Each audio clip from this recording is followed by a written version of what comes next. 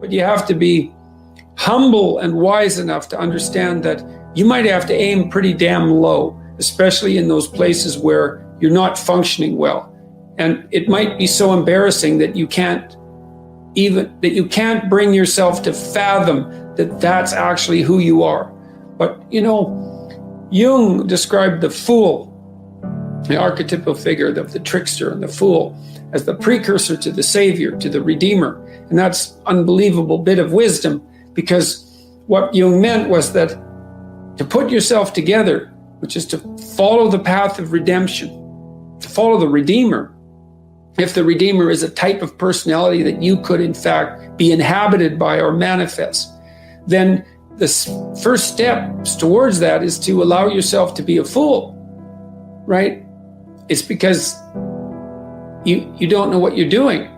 You have to admit that. And there's going to be a loss of ego or destruction of ego, arrogant ego that necessarily accompanies that. But you need the loss of that arrogant ego, because it's precisely what's interfering with your movement forward. It's part of the adversarial process, mythologically speaking, that stops moral progress. You're too proud of who you think you are to notice what you're like so that you could change properly. You don't want to sacrifice that part of yourself. It's probably associated with some delusion that helps you maintain, what would you say, a positive, although very fragile self-image, in the absence of genuine effort. You don't tell your kid, here's an impossible thing, why don't you go out and fail? You say, here's something worth going after. Here's a step you could take that would push you beyond where you are, but that you also have a reasonably high probability of succeeding at, right? They call that within a time frame. Within some time frame. That's the other thing. You have to parameterize it with regards to time frame. That's right.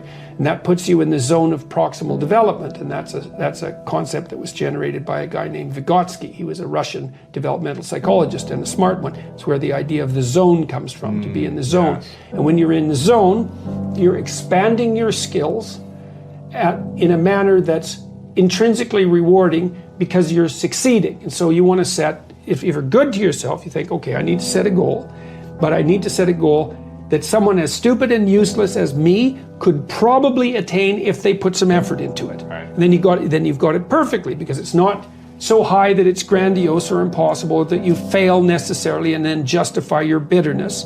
It's like, well, I could do well, because that happens to people. Happens all the time. Yeah, it's like, see this all the time. It's like, yes, exactly. Well, I set a goal and I didn't attain it, so I'm not going to set any more goals. Right. It's like, no, you set a goal that was inappropriate for the time frame. Yeah. That's right. You didn't calibrate it properly, and you're playing a trick on yourself because you wanted to fail so that you could justify not having to try. This circumambulation that Jung talked about was this continual. We'll return to this continual circling, in some sense, of who you could be. You might notice, for example, that there are themes in your life. When you go back across your experiences, you see you kind of have your typical experience that sort of repeats itself. And there might be variation on it, like a musical theme, but it's like you're circling yourself and getting closer to yourself as you move across time. That's the circumambulation. Now, you remember that for a sec, because we'll go back to it. Okay, so imagine that something glimmers before you. It's an interest that's dawning, and you decide, well, first of all, you're paralyzed. You think, well, how do I know if I should pursue that? It's probably a stupid idea. And the proper response to that is, you're right, it probably is a stupid idea, because almost all ideas are stupid. And so the probability that as you move forward on your adventure that you're going to get it right the first time is zero. It's just not going to happen. And so then you might think, well, maybe I'll just wait around until I get the right idea, and which people do, right? So they're like 40-year-old, 13-year-olds, which is not a good idea. And so they wait around until it's waiting for Godot, until they finally got it right. But the problem is you're too stupid to know when you've got it right. So waiting around isn't going to help, because even if the perfect opportunity manifested itself to you in your incomplete form, the probability that you would recognize it as the perfect opportunity is zero. You might even think it's the worst possible idea that you've ever heard of anywhere. Highly likely. Highly likely. So you have, there's, Nietzsche called that a will to stupidity, which I really liked. So, because he thought of stupidity as being it's you have to take it into account fundamentally and work with it. And so you can take these tentative steps on your pathway to destiny, and you can assume that you're going to do it badly. And that's really useful because you don't have to beat yourself up. It's pretty easy to do it badly, but the thing is, it's way better to do it badly than not to do it at all. Sad to see that people are disenchanted and nihilistic and depressed and anxious and aimless and perverse and vengeful and all of those things. It's terrible. And then to see people question whether that's necessary and then to start to rise out of it. It's like, it's so fun. Like last night I was after my talk, it's overwhelming.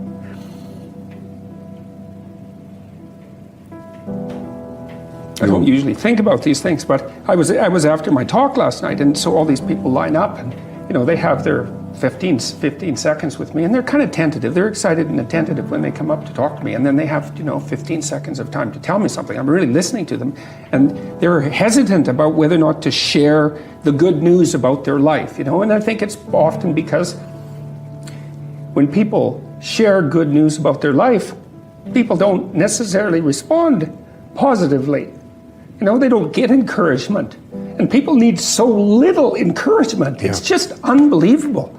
And so they'll tell me something good, and I think, oh, that's so good. If somebody says, oh, I'm getting along way better with my father. I hadn't seen him for 10 years, and now we get along. It's like, God, great. And then the power of that, you can't overstate the power of that for individuals to get their life together. The individual is an unbelievably powerful force, and every single person who gets their act together a little bit has the capacity to spread that around them. It's a chain reaction, and so it's a lovely thing to see.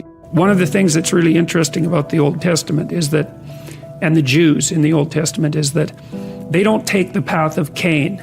Every time they're walloped by God, which is like fairly frequently, they say, we must have done something wrong and we have to set our...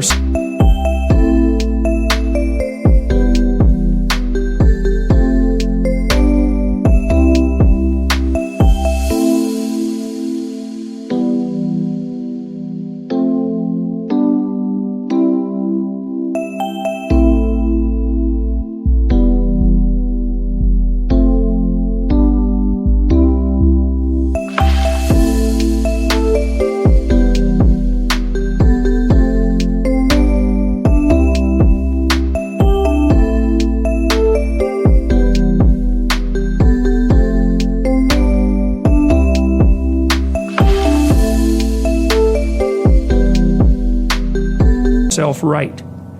And that's an unbelievably heroic attitude, because that's the alternative to cursing fate. It's like you take the responsibility for failure onto yourself, and you think, well, if I just had my act together a little bit more, if I took advantage of every opportunity that was put in front of me, if I wasn't resentful and bitter, then I could have done something that would have tilted the situation in a different direction. And that's almost inevitably true. Dostoevsky, I think, said something like, every man is responsible for everything that happens to him and everything that happens to everyone else. And it's a crazy statement, right? It's a crazy statement. And he was a pretty extreme person in many, many ways. But there's a level at which that's metaphysically true, because what happens is that it's failure to act often that's the most catastrophic. It's to not do the right thing when the situation presents itself, and it's very specific.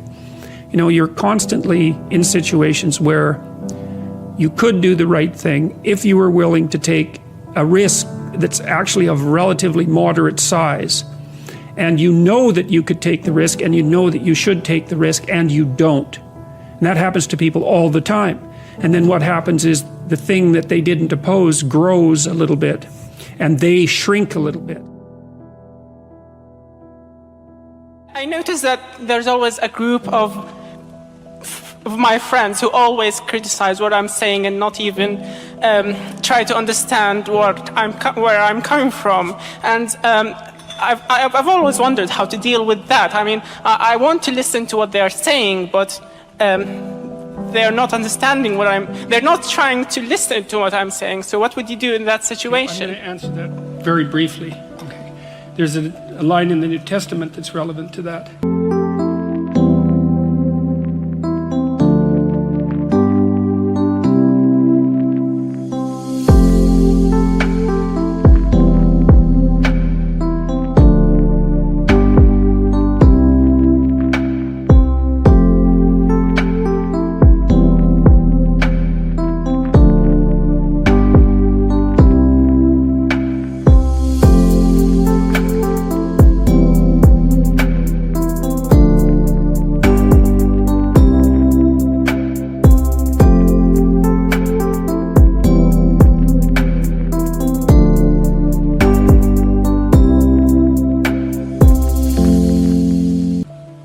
Do not cast pearls before swine.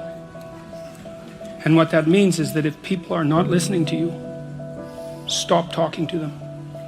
And that is the best piece of advice that I can give you. And what happens is that if you stop talking to people who aren't listening to you and start watching them instead, they will tell you what they're up to. But so if you have things to say, say them, but you find people that will listen, talk to them. The ones who aren't listening, pull back. Because you're devaluing what you have to say by offering it to an audience that does nothing but reject it. And that's a good guideline to life in general.